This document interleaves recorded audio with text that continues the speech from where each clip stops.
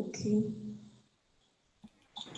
Technical section of the 3-day International Virtual Conference on Gender Studies. I am Trisa Joshi and I will be your moderator for the session.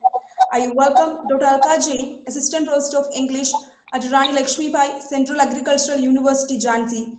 She comes from Kolkata, West Bengal. She has a PhD in English on feminine sensibility in the selected plays of Mahesh Datani and Girish Karnat, a comparative study. She has 20 research articles to her credit and 2 books. Once again, I welcome you, ma'am, to the section. I also welcome all the participants to the section. Participants are Dr. Rashma Siraj, Dr. Mohammad Shafida, Victor Banerjee, Tanya Khatung, and Niharika Chauhan. Here are few guidelines that the participants should keep in mind. That is, paper presenters are requested to keep the time limit of 10 to 12 minutes for their paper presentation. And participants are requested to post their questions intended for the Q&A section in the chat box. Over to you, Alka ma'am. Alka ma'am. Thank you so much, Lisa. And yes, I would like to thank all the organizers of the conference and Dr. Regent Silvest for inviting me to the conference and making me a part of it. So I look forward to hearing out all the papers today and listening to the various aspects of gender equality that are being portrayed by the participants today. So I'm Dr. Alka Jain, Assistant Professor at Rani Lakshmi Bai Central Agricultural University. And yes, my thesis work and most of my PhD and post PhD research papers are concerned with gender equality and feminism. And I see feminism not as a protest, but I see it as essentially asking people to understand what womanhood is all about. So gender equality is not, asking, being like a man, but it's rather the desire to be accepted the way we are and being given equal status in the world of humanity. So I hope to listen to all the participants and wish them luck. I would now like to invite the first speaker, Dr. Rashma Siraj, Assistant Professor, Department of English, Government Degree College, Bijbehra, that is in Jammu and Kashmir, India. And the paper is shared by Dr. Mohammad Shafidar, Lecturer, English, Government Degree College Boys, Anantnag, Jammu and Kashmir. The paper is entitled Feministic Overtones in the Work of Kamala Das. Yes, I now invite you to present your paper and wish you good luck.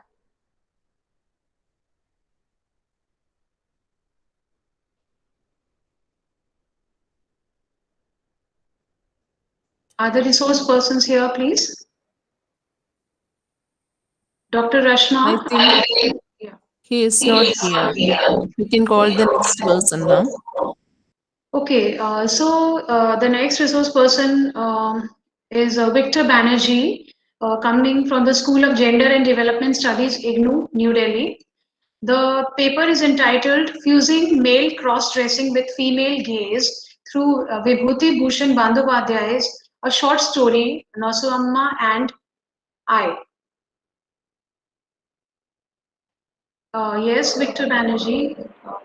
A very warm good afternoon to all the panelists. My name is Victor Banerjee. I'm a PhD research scholar from School of Gender and Development Study, IGNOU, and my gender pronoun is he and him. So the paper that I'm presenting today is Fusing Male Cross-Dressing with Female Gaze through Vibhuti Bhushan Bandyopadhyay short story Noshu Mama and I. To start with the abstract, I will say that Vibhuti Bhushan Bandyopadhyay's short stories strike a unique chord in the emotionally rich landscape of everyday social reality. It provides a rich narrative to the sociocultural morphology mediated by the complex conjuncture of time and space. The story Noshumama and I, that is the Bengali reprisal of Noshumama and Ami, is a seminal literary piece that brings the performative geography of a man named Narsimha residing in one of the village spaces of Bengal. The cross-dressing performativity enacted by Narasimha exudes the multiplicity of erotic desire, love, and respect for Nirmala, the main female character whose feeling for Narasimha is unrequited and subdued.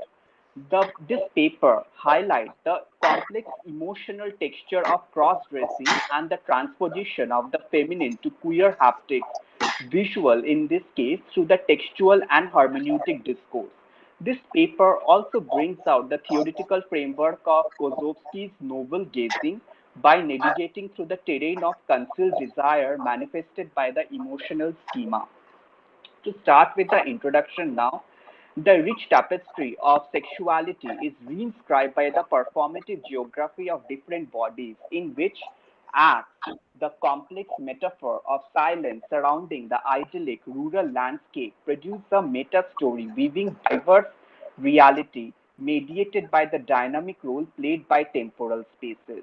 The short story of Vibhuti Bhushan Bandyopadhyay offer a vivid kaleidoscope of the embodiment of rural reality, traversing from the ensemble of mundane rural life to deep-seated sexual discourse. Vibhuti Bhushan Bandyopadhyay's short story challenged the hermeneutic of suspicion, which delves into the kernel of reparation.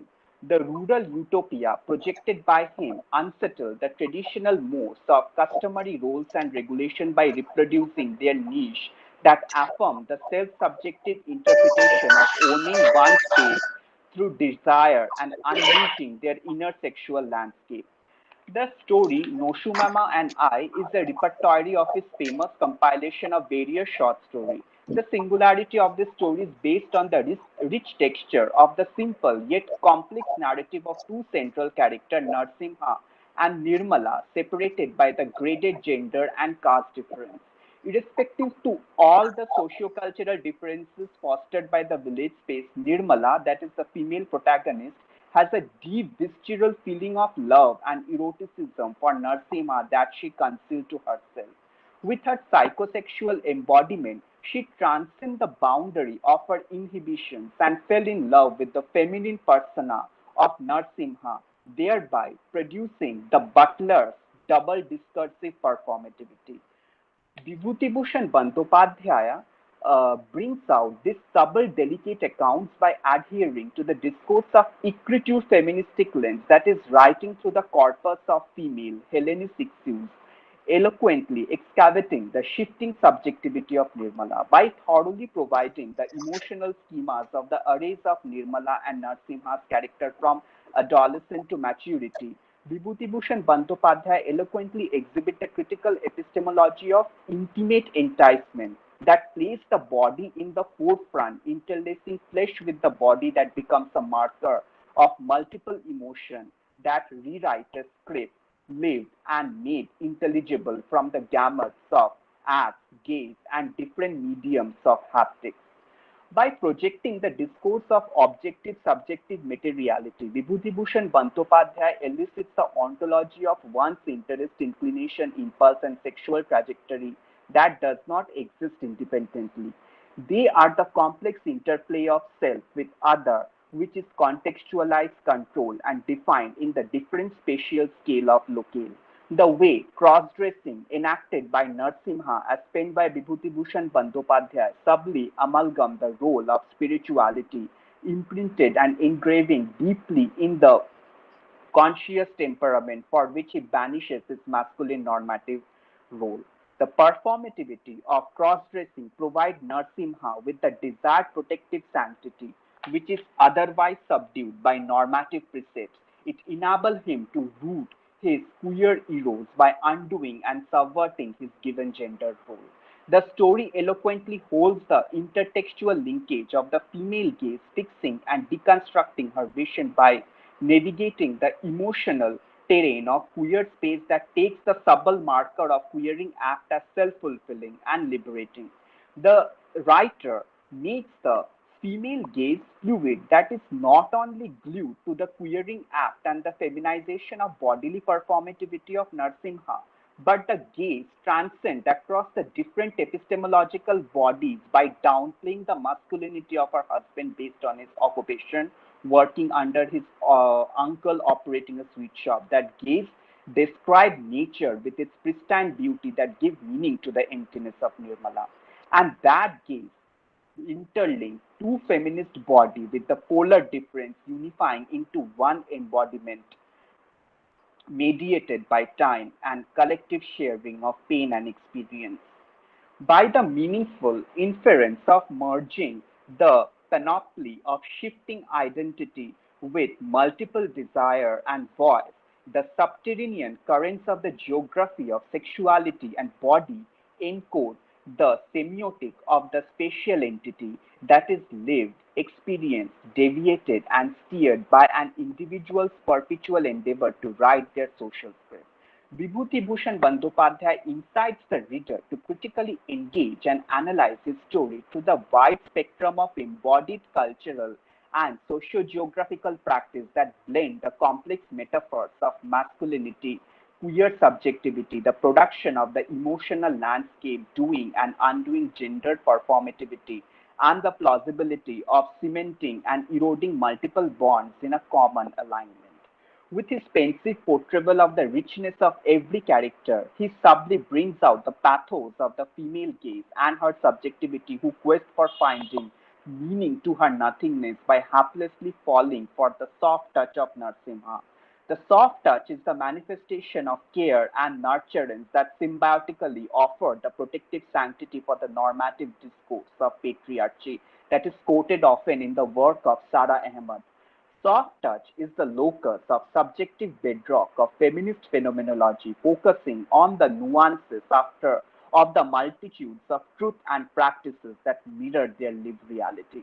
The pivotal dimension of eroticism is the power that configures the materiality of the spiritual plane that is expressed at a different spatial scale of locale modified by unexpressed and unrecognized feeling. Eroticism deconstructs the eros into multifarious desire and imagination that locate the cartography of emotion into the fluid science of consciousness, nurturance, enticement, and the expression of hidden love, which is exhumed by the enactment of feelings to stamp its imprint in the in the inner scape of emotional landscape.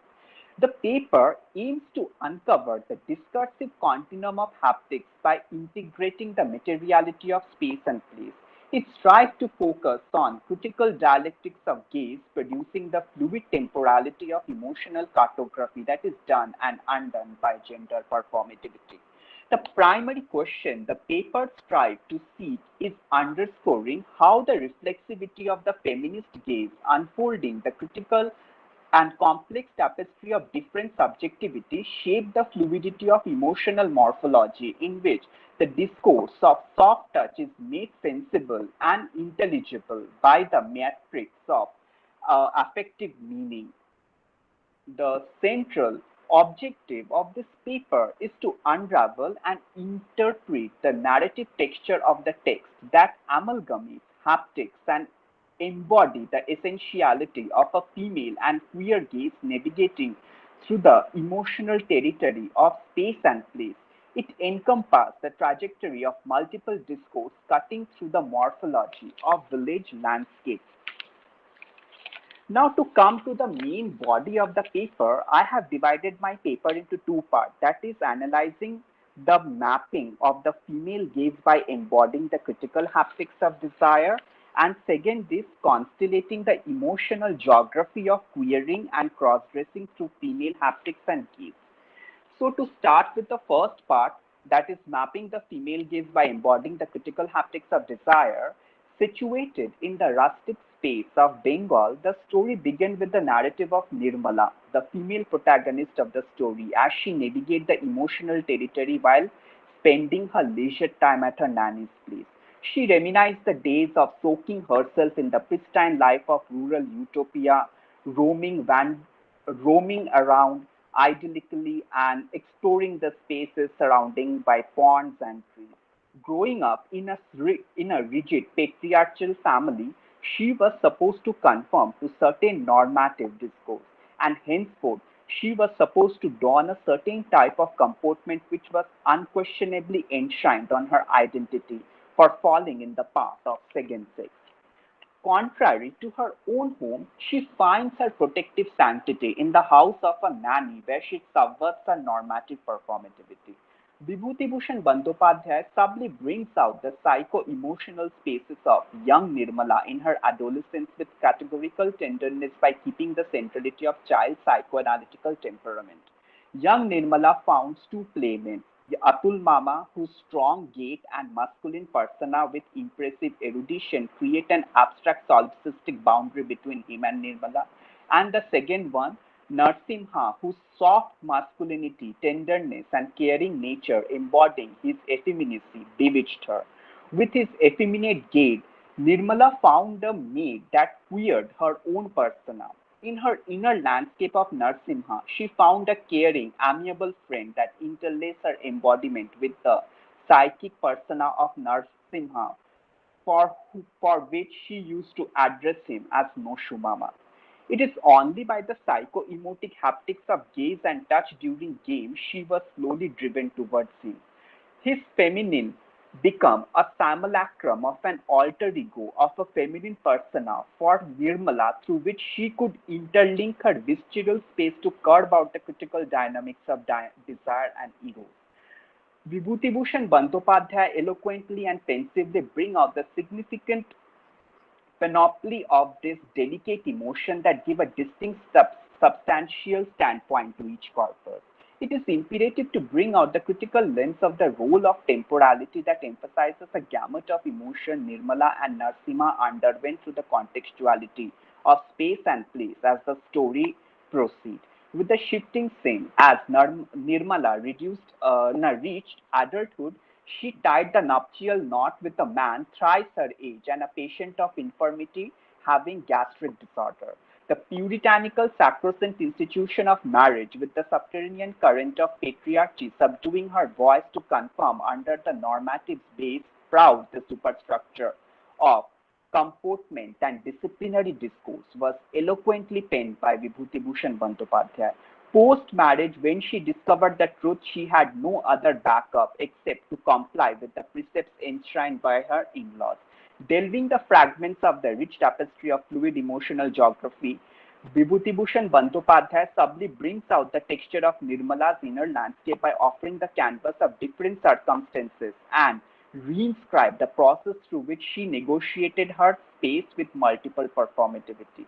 It is pertinent to bring out the intersectional discourse of Nirmala in which the affection and minuscule affinity she shared with her husband is tarnished negatively and continuously. Vibhuti Bhushan Bandyopadhyay portrays the occupation of Nirmala's husband as a subordinate working under his uncle in a sweet shop. It is his class and his subjectivity of feeble masculinity that place him in the metropole of denigration not only from his family member but also from his maternal village. The subordination status of Nirmala's husband produced the discourse of deviation, amalgamating dissension through which he steals the eatery from the shop oblivion to the maternal uncle's surveillance gaze to weave the bond of affinity with Nirmala. After getting caught red-handed, the ontological embodiment of Nirmala and her husband's corpus is transmuted to the disciplinary subjectivity of shame, vilification, and rebuke. It is important to observe that Vibhuti Bhushan Bandyopadhyay subtly bring out the epistemic dimension of soft core by scripting Nirmala as soft core whose base is judged and observed critically by the monolithic rigid patriarchal gaze. She had to take responsibility not only for her action but also for the untoward deed of his husband in tandem. Her status for being second sex is metaphorically interlinked by the soft core by Vibhuti Bhushan's Bandyopadhyay as we situate the standpoint of Nirmala at the intersecting juncture where she is discriminated from the graded patriarchy from operating from multiple sides, from his husband envisaging the relentless creed of the moral aphorism of family's responsibility and the role of docile wife and the perpetual rebuke she endures from her in-laws for not fulfilling the responsibility of a good wife. The excruciating pain of normative structure embraces I'm authoritarian sorry to interrupt you, sir. You have exceeded the limit of 15 minutes, so if you could please. Um, Okay. I'm just give me just 3 minutes or 2 minutes. I'm just actually yeah, concluding my paper as soon as thank you. possible.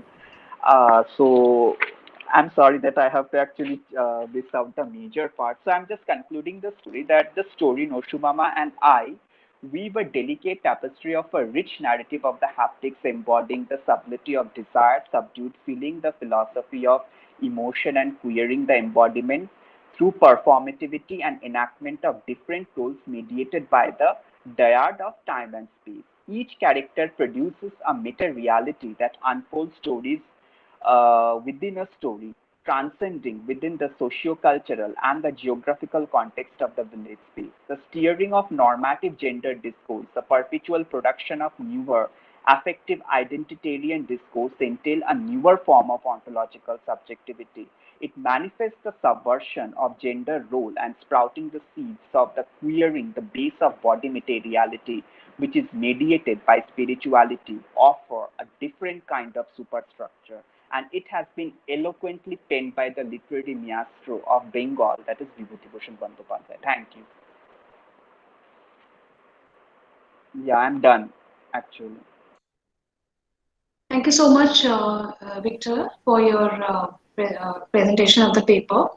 And yes, the story is enticing and set in the rural landscape, as I can make out. I would just, have a query as to what do you think would be the state of the story if it was placed in the urban panorama of Bengal? Well, ma'am, since I have actually dealt my story on the rural bucolic landscape where the situations is more problematical, and like in urban landscape, differences and the queer context gets blurred because there are spaces of intimate seclusion where people can actually meet and people can perform accordingly. But things get more complex and complicated when we bring out the rustic spaces in a way that people don't have the agency to express their desire. They have to constantly live in the fear of getting caught, even in their own zone of seclusion, where their bodies are constantly seen as a zone of surveillance. That is the Foucauldian, what he has actually talked in the discourse of panopticism.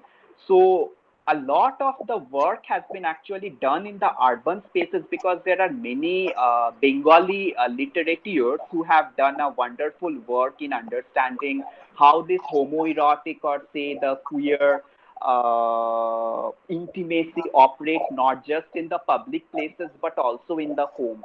But in the village spaces, only two work has been done that is being written by Vibhuti Bhushan Bandyopadhyay and one is by Samaresh Basu, who has actually extensively dealt about the interweaving of the different kinds of queering bodily performativity that happens in the queer space, that also in a very secretive manner. And one of the problems that, ma'am, in the village space is that in the case of bisexuality, I'm just bringing out this my personal observation because my research is based on understanding the emotional cartography of bisexuality. In village spaces, most of the bisexual body passed as heterosexual because they have this immense sense of shame, this immense sense of vilification, and this immense sense of fear that what if they are being read and what if they get caught by the village authoritative body? They might be actually perished, they might be destroyed. But in the urban scenario, their bisexuality is not just read as harmful as that is being considered in the rural spaces. In the rural spaces, bisexual topography operate by meeting at a common platform. People actually meet through pride marches. People actually carve their own unique niche. So that's what, ma'am, I actually feel out of reading all this literature that has been unfolded in the village space. Yeah. Yes, I think the plight and the pain, you are correct, Victor, through your paper and this story, that the plight and the pain of bisexuality and being a queer group comes out more strikingly when it is placed in the rural setting, and somehow it also hints at lack of companionship and peer support. uh, the way Nirmala shifts towards a character and identifies with him shows the lack of absolute peer support in the villages.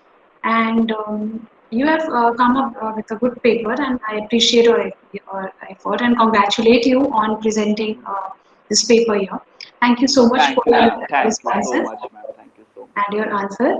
And yes, I think with cross dressing, I remember something that who decided that the man's world is going to be blue and a woman's is going to be pink. Exactly, exactly, So that is a question that always comes to mind, and it exactly, is, I think, years of conditioning by society that a man goes up and spontaneously picks up a blue shirt and a woman is supposed to pick up a pink dress. Mm-hmm. So that is what conditioning does when you talk about subjectivity, and I would say it is very difficult to understand the I within. Exactly, exactly, yeah. So, very nice presentation, and thank you so much. Thank you, Congratulations, ma'am. Victor. So, we move on to the next paper in line today, and I would like to now invite Tanya Khatun, Assistant Professor, Department of English, Raja Piyari Mohan College, Uttarpada, Hooghly, West Bengal. The paper is entitled Cries of the Khanas, Subordination and Suppression of the Other in Bani Basu's Khana Mihirer Dhipi or Khana Mihir's Mound. Yes, ma'am. Ma'am, can I share my screen? Yeah, welcome, Tanya. Best wishes. Thank you, ma'am. Yeah, you may share your screen and begin the presentation now. Okay, thank you, ma'am.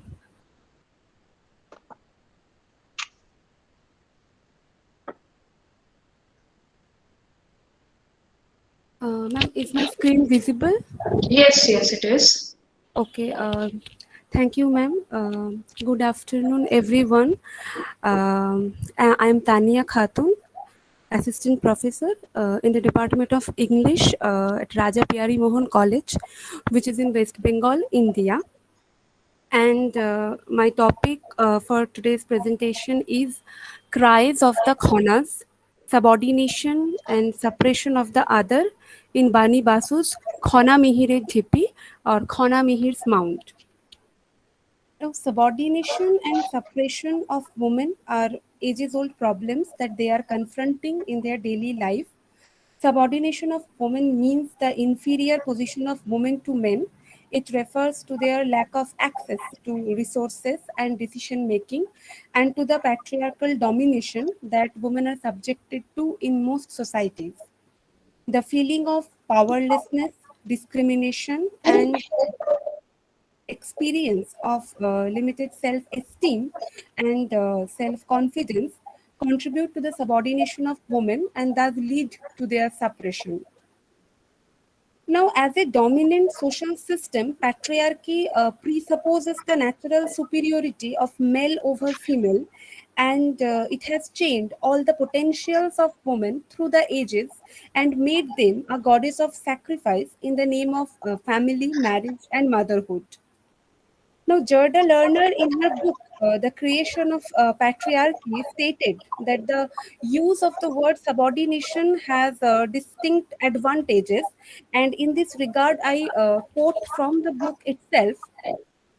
It includes the possibility of voluntary acceptance of subordinate status in exchange of protection and privilege, a condition which characterizes so much of the historical experience of women, unquote. Traditionalists to believe that the supremacy of men is natural and like other rules of nature, this one too cannot be changed. Marxists claim that women's oppression is social and not biologically given and has evolved over time. And many feminist critics stated that women are subordinated and suppressed as they are always looked upon through male eyes and judged through male perspectives. Now, to address the subordination of women, French feminist critic Simone de Beauvoir introduced the concept of other in her revolutionary book, The Second Sex. She argued that woman has been held in a relationship of long-standing oppression to man through her relegation to being man's other. And Weaver finds that the self needs otherness in order to define itself as a subject. The category of the otherness, therefore, is necessary in the constitution of the self as a self. However, the movement of self understanding through alterity is supposed to be reciprocal, in that the self is often just as much objectified by its other as the self objectifies it. But this process is flawed when it comes to women. In order to define woman as other, man denies her humanity. As Beauvoir explains in her introduction, woman is the incidental, the inessential, as opposed to the essential. I quote from the second sex: he is the subject, he is the absolute, she is the other. Unquote. Now, man extends out into the world to impose his will on it, whereas woman is doomed to immanence or inwardness. For women, patriarchy creates a separate world where impossible and conflicting ideals of femininity produce an ideology of women's natural inferiority to justify patriarchal domination. Women in our society have embraced these patriarchal prescriptions, accepted the social givens throughout the ages, and are subordinated and suppressed consequently. Now, in her novels, Bani Basu, a renowned Bengali novelist, has criticized this otherness of women, which is designated to her by patriarchal figures, and her protagonists have always raised question against this secondary status of women. Critically examining Basu's Khona Mihire Dhipi or Khona Mihir's Mount, here I would like to show the otherness of women in modern Bengali households through generations, and want to discuss issues like subordination, manipulation, domination, and control of patriarchy over women through the ages. Now, this novel, Khana Mihir Dhipi or Khana Mihir's Mount, it depicts the stories of 5 generations of women in a Kolkata family, and exhibits the nothingness and lack of importance of women in patriarchal family structures. In the title, Basu alludes to an Indian poet and legendary astrologer Khana, who composed in the medieval Bengali language between the 9th and 12th centuries AD, and her compositions were famously known as Khonar Bachon or Khonar Sayings. Now, there are many versions of her legend, but the common theme is that Khana was the daughter-in-law of famous astronomer mathematician Baraho Mihir, who was one of the 9 jewels of Vikramaditya's court. When Boraho cast the horoscope for his son Mihir, he found, as the legend goes, that his son would die within a year.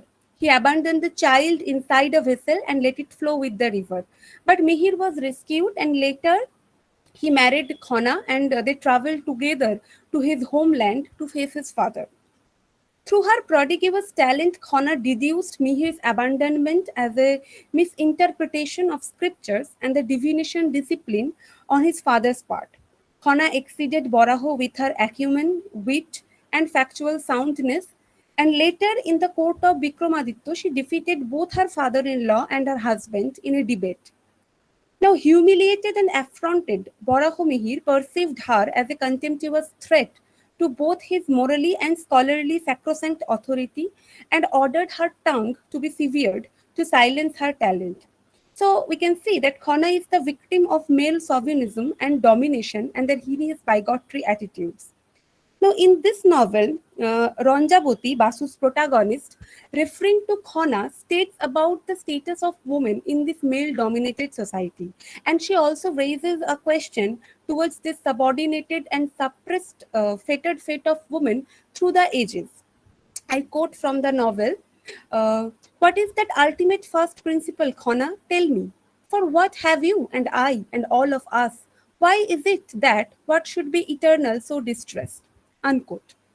Now, Beaver claims in her book, one is not born, but rather becomes a woman. And the process of being a woman, or the process of being an other in this patriarchal society, stands on the ages old culture of gender discrimination, and it has made the woman an object of oppression for ages. Ranjavati realizes the emptiness of life of every woman, whether it is she, her mother Vedavati, her daughter Isha, or her grandmother Sarvamangola. All of them have wasted themselves for their family, children, and for the people around them. And to express the insignificance of a woman's life, Ranja at Sarvamangala's death states, I quote from the novel, O fecund grandmother, you lived for such a long time without purpose that I cannot even shed a miserable tear or two for you today. Now, according to Wilford, marriage is not the same thing for man and woman. That I quote from the second sex: the two sexes are necessary to each other, but this necessity has never brought about a condition of reciprocity between them. Unquote. Ronja, who is a scholar of history and works at Asiatic Society, married Shubir Dotto without her family's consent.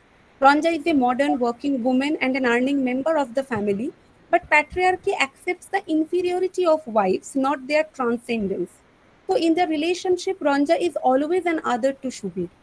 He always prioritizes his opinion over Ronja's. During their courtship, one evening he left Ronja alone in the Victoria Memorial to teach her a lesson as she refused to continue a debate over some philosophical issues which he wanted to. So Shubir's attitude here exemplifies a patriarchal attitude to dominate a woman. This act of domination is also shown in the behavior of Nishit towards Isha. Nishit humiliates his wife Isha in front of his friends and makes her feel useless, irrelevant, and unimportant. He neglects Isha and appreciates his highly educated and employed female friends more than his wife. But at the time of marriage, he chooses a girl who is less qualified than him and wants to be a housewife. He can easily subordinate her and impose his will on her, but a girl like Malovika, who earns more than Nishit, cannot be dominated. And which man can stand being inferior to his wife?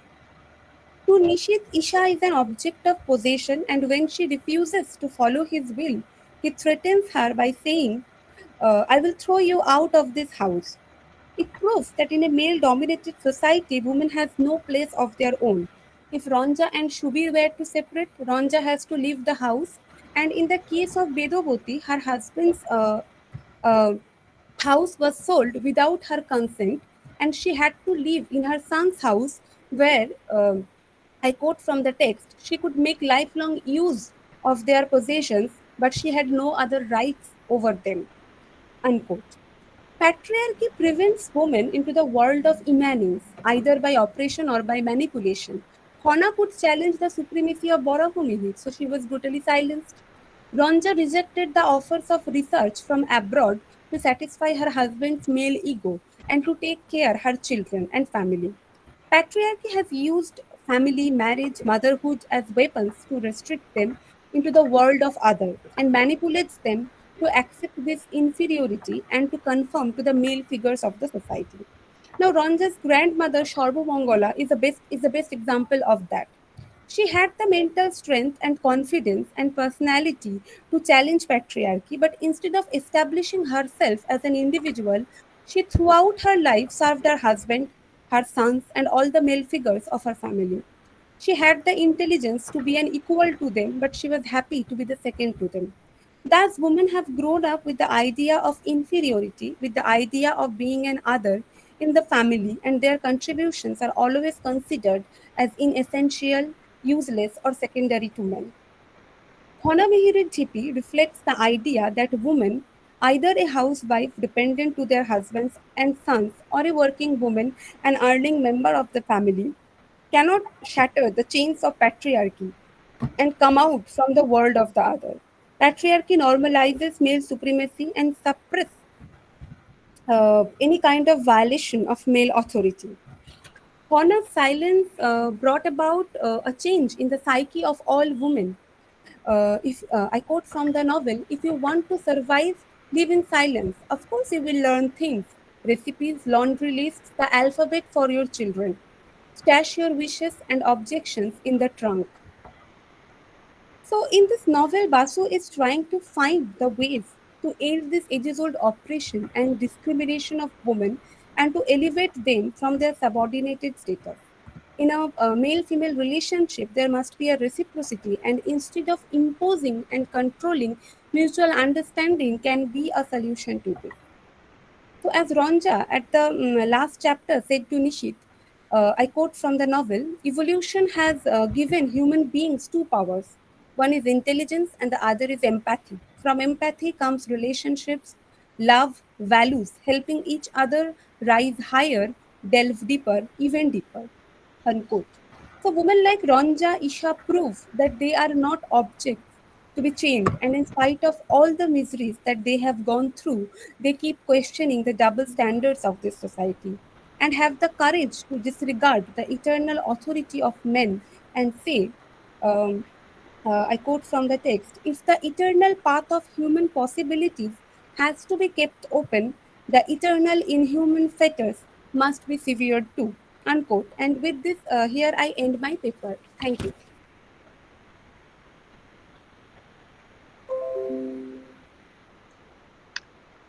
Thank you so much, Dr. Tanya, for the paper and the excellent reading of this text. And yes, as you talk about the second sex, so when we add the word or the expression second and sex together, so they denote two things. Sex, when we say the second sex, the second already assigns a position to the woman, and the word sex obviously refers to her objectification. Yes. My question to you, Tanya, is that you have elaborated upon the novel and the content quite well. I'm interested in knowing how do you see the feminine sensibility of the author. Has the author empowered the characters in the end and given them a sense of equality?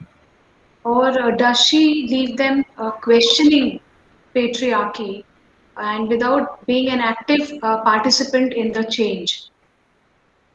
She actually, through the characters, the author here actually trying to show the suffering of the woman. That the suffering, that the status of subordination or suppression, these are there in the past, and it still continue, still there in the society. I mean, as we have that the characters, we have a character who is a working woman or the earning member of the family. So she is trying to say that whether she is a housewife serving the family or she is a working woman, the fate remains same for both the characters, because they have to made a sacrifices, and they have somehow accepted it, that if they have to balance, they have to balance the workplace and the home, and thus somehow they are adjusting with that, they are compromising with the patriarchy in that way. Okay, so adjustment and compromise are strong words, when we think about gender equality. So, as I can assume from the paper, is that woman in our society or many other societies is a product of the restraints and the constraints. The restraints that are put on her from the outside, and the constraints that she puts herself in. Yes. Those who that come from within. So, thank you so much, Tanya, for your comments and for reading this paper before us. I would now like to call upon the next participant in the technical session. Hello, ma'am. Good afternoon. Am I audible to everyone? Yeah, Should I start with my presentation, ma'am? yeah, just a moment. You're Niharika, Shahan. So, Niharika comes from Manakrishna University, Faridabad, and your paper is entitled Gender Discrimination in Arbitration. Yes, ma'am. So, yeah, welcome, Niharika. Welcome to Thank you, the ma'am. reading. Good afternoon, everyone. Firstly, I would like to extend my thankfulness to the organizing committee for giving me this opportunity to present my paper on gender discrimination and arbitration in this international conference. Ma'am, I'd like to share my slides.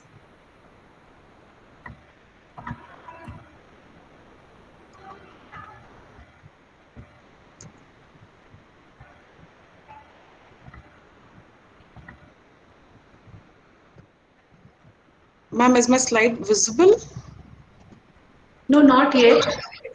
Just a second.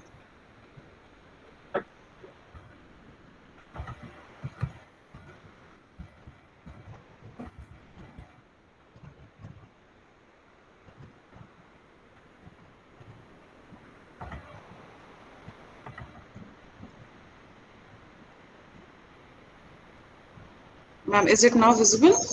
Uh, yes, it is. No,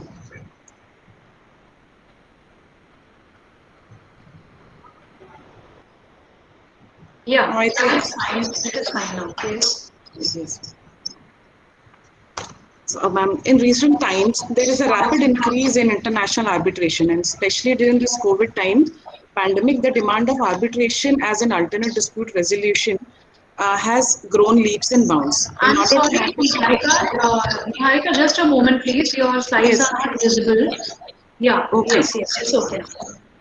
Yeah, Is you it may now? continue. Yes, Okay. you may continue. So, in order to handle maximum number of cases expeditiously, the arbitral institutions are required to use their workforce to the maximum. But it is to be noted that this arena is too inundated with gender prejudices and is pierced with male dominance. The efficiency of the institutions would achieve the best results if equal opportunity of participation is given to the female lawyers, competent and qualified arbitrators. The ratio of the woman involvement in arbitral institutions is a matter of concern globally.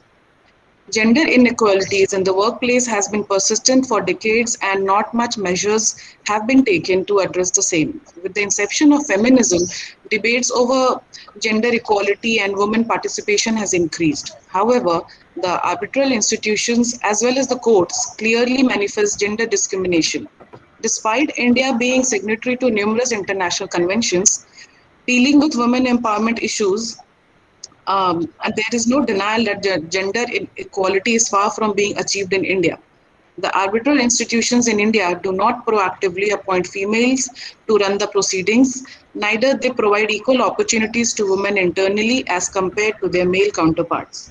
Although globally arbitral institutions have taken some commendable steps to address the issues, but there is a long way ahead to achieve the diversity and equality. It is now time to appreciate the full potential of women and increase the diversity in the field of arbitration.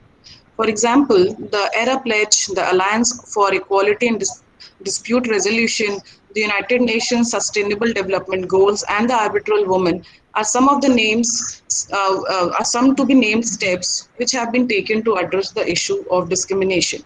It cannot be denied that since these initiatives have been taken up, positive response can be seen from the arbitral institutions. Status I would like to share the statistics from 2018 and 2019, and which will speak for them. Like the statistics will speak for themselves, and it can be observed that still more men are being engaged in arbitral proceedings, and they continue to dominate every arbitral institutions. As the recent reports released by various prominent arbitral institutions like the Stockholm Chamber of Commerce, the London Courts of International Arbitration, the International Chambers of Commerce, Singapore International Arbitration Center, Hong Kong, etc. They have very marginal surge in the appointment of women arbitrators. These are the numbers which is present before us.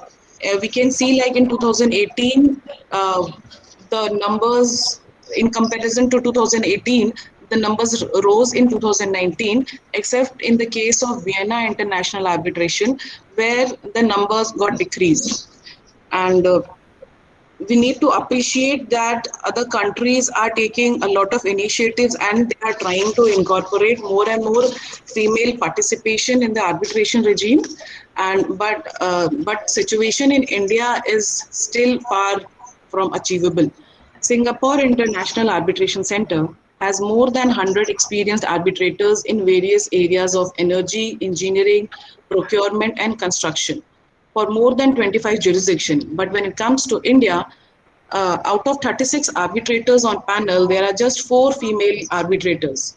This itself speaks in volumes with the fact that not much females have been able to infiltrate the male-dominated fraternity in sphere of arbitration amongst Indian arbitrators.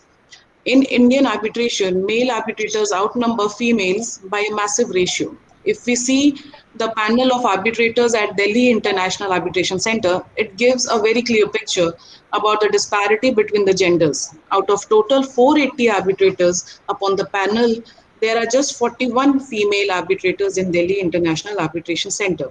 And This number is very negligible when it comes to the business hub of India, that is Mumbai, where, as per the records of 2017, only 2 women arbitrators were there out of 31 arbitrators appointed officially. Now, I'll further take your attention towards what are the reasons for the low numbers of females in arbitration.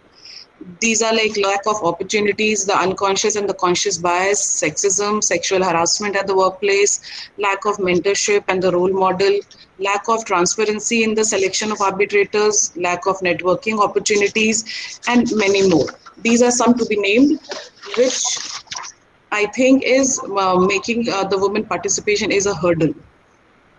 Further, I would like to I like to focus on the what is the need for the gender diversity and the equality.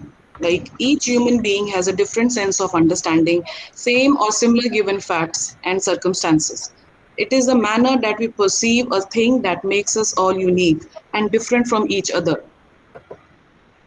Involvement of females in arena of arbitration, it is highly possible that we are missing on an angle of female perception in a given scenario, and ultimately it is our legal grandeur that has to suffer on this account. Like any other field wherein women have emerged victorious, if given a chance for females to apply their legal acumen in field of arbitration, new horizons of arbitral law can be surely achieved. There is an inherent biasness towards male fraternity, whether it be in courts, tribunals, or in other modes of alternative dispute resolution. Arbitration community has been able to casually show a clear door to fairer sex so as to deny them entry in arbitral appointments. Malaysian Institute of Arbitrators, in collaboration with Singapore International Arbitration Center, organized an event titled Latest Arbitration Trends and the Role of Women in Arbitration, where a lot of stress was laid upon importance of gender diversity in arbitration world. Like any other mode of gender dispute resolution, arbitration also deals with human emotions. Actually, gender diversity would help in reaching qualitative balance, decision on both the sexes perceive and respond to different socio-political factors in different way. Gender diversity can help in understanding many critical aspects which otherwise male arbitrators might not be able to foresee. I'll now put forward my suggestions towards how can we have a fair play field. Taking in regard the ground reality, it can be well understood that we strongly, swiftly need to remove gender discrimination in each and every sphere. In an otherwise fast growing and ever emerging area like arbitration globally, a big chunk has been occupied by male arbitrators and lawyers. There is an acute need for filling up the void of female representation and to encourage gender diversification by enabling entry of women law graduates in arbitration. As per the statistics, other spheres of law has been comparatively great rise of female representation. Even otherwise, we have a great female persona in other branches of law, which actually not just motivates but act as a catalyst to encourage entry of young professionals, female lawyers brigade to hone their skills. But sadly, we don't have much help top achievers in arbitration law, as this is not comparatively newer flourishing branch or of law, but majorly because competition is tough and mentorship of women in this arena is very low. But now the moot question is not just to tackle the situation, but give some practical, far-reaching solutions for the same. To think of it, an ordinary prudent man may suggest that, like other spheres in Indian law, reservation for female candidates in arbitration would answer the problem. But legal luminaries would differ, and are rightly so. Quality, competence, and experience is the basic requirement for any law graduate in any sphere of law. Same is the case in the field of arbitration. There can be no compromise on quality of arbitrators. In granting reservation may appeal to masses, but this cannot work as a long-term solution. Reservation might assist in easy entry, but not in long sustenance. Moreover, an empowered woman do not seek any sympathy because she knows that she has caliber to work hard for achieving success. Without discrimination on basis of gender, efforts be made to provide equality of opportunity to women in arbitration based upon their caliber, qualification, and competence. Equal representation of women be on a basis of their qualification without putting a strict embargo of reservation, as same might affect quality of decision. It is extremely high time that we understand the opportunity be created for equal representation, but not by way of sympathy towards the woman, rather by understanding that in order in the modern world, progress in any field is possible by inclusive participation of female fraternity. While forming arbitral institutions, rule can be framed to address objective criteria for enabling female inclusion in appointment of arbitrators. This criteria should focus on qualification and legal acumen of proposed arbitrator than the gender of the said person. There is an acute need to create legal repository in every country and arbitration institutions wherein up-to-date database can be stored for fair selection of arbitrators. This could go a long way in ensuring healthy involvement and healthy representation of women in this field. Lastly, healthy environment should be created that young female law graduates can look up to arbitration as an area of interest where they can dream to make it big, where no prejudice exists to slow their pace, and where they regarded as an equal force like God Almighty made them to be. Traditionally, legal fraternity has been made dominated, especially in a country like India, where not much attention was paid to education of girls. Both bar and the bench suffered a lot on account of not being able to get female representation and perspective upon a statute. As discussed above, upon a given set of circumstances, how a woman react would be different, and her approach might also be variable from that of a male outlook. Unless given an opportunity, we might not be able to see how arbitration world would flourish by gender diversity. Further, I would like to conclude for making India an arbitration hub amongst all the other dynamic changes. It is also important to focus on equal participation of women and ensuring different perspective on the working solution. Diversity would bring wide-ranging opinions and will ultimately help in building the India in an arbitration hub, and we can attract more and more global countries and the developing countries to come and be part and proceed take their arbitration proceeding further in India, as all the prominent arbitration friendly countries have already restored to adopting measures whereby women participation can be increased in the field of arbitration. India also has started adopting footstep of prominent arbitral institutions. We can expect a great future of gender diversity in the new era of arbitration in India. As Serena Williams rightly said, quote, "The success of every woman should be an inspiration to the other. We should raise each other up, make sure you are courageous, extremely kind, and above all humble." Unquote. It is ultimately courage of female law graduates, how we perceive ourselves, and how we as a woman encourage each other to take up the challenge that any difference can be made. It is only the actions that can encourage and ultimately give a person any success. For indecisiveness and lack of support amongst women would give birth to just confusion. Conclusive progress is possible by inclusive growth, and same cannot be achieved without creating a positive work environment in India and Indian arbitral circle. Thank you, ma'am. This is all, ma'am. Thank you so much, Niharika, for your presentation. And you come from the field of law, a Yes, place ma'am. which I do not know much, but it was interesting to know about arbitration. Yes, And ma'am. in this context, I would like to mention I do not know much about law, but I've been Yes, ma'am. trying a similar survey to find out the representation of women in higher education on Right, ma'am. the higher posts, and I was surprised to see that the representation of women in higher education on posts like vice chancellor, Yes, ma'am. That is deans very and right. directors is comparatively far, beyond. And your study made me remember that survey, and In this regard, it was surprising for me to find out when I talked to a few people who are in the higher education women, and I got an answer from some of them that they themselves were not interested in taking up the post during the Yes. questionnaire, obviously. One of the reasons given by them was that at a certain level the pay is equal, but the more you know go for a post, the higher the post is, the more the responsibilities are. And dealing with the responsibilities, multiple responsibilities of a woman as a mother, a caregiver, and a housekeeper Yes, ma'am. with a job becomes too challenging for them.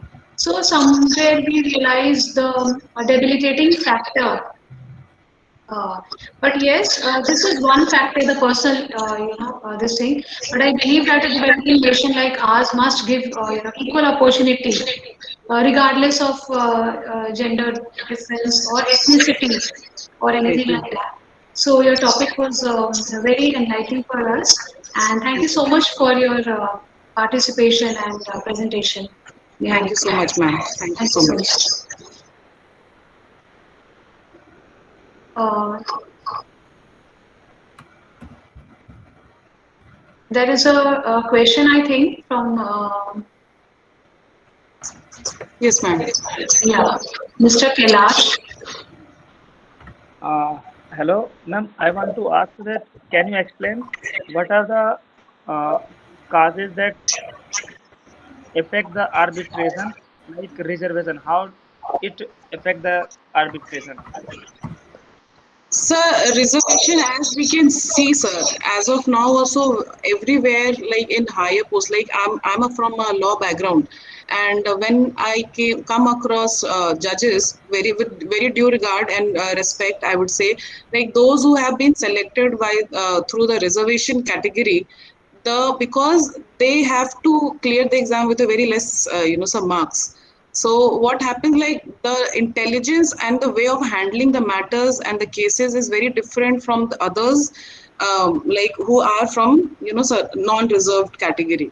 So what will happen in arbitration if reservation is given, that the quality will not there. And arbitration, because an arbitrator has to decide a case, so we need like so very intelligent, very, so a master of all trades, and people who are aware with their environment, with the world and everything. So if like reservation is extended in the field of arbitration, it might happen that we won't get a quality, and then the whole purpose of arbitration will fail, which is, so to get over with cases and to means lesser down the pendency in the courts. So if the arbitrator fails to achieve this purpose, the whole goal of the arbitration law is not achieved.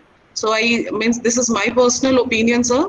Definitely that reservation will not be a solution for this problem of gender inequality. Yes, sir. Okay.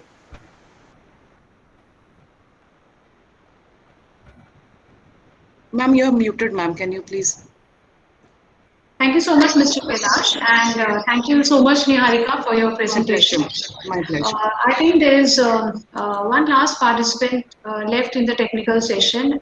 If um, Dr. Rashma Siraj or Dr. Mohammed Shafidar, are they here? For sharing this session and giving us your valuable insight. I also thank all the participants for presenting their paper. Once again, thank you all. Have a great day ahead.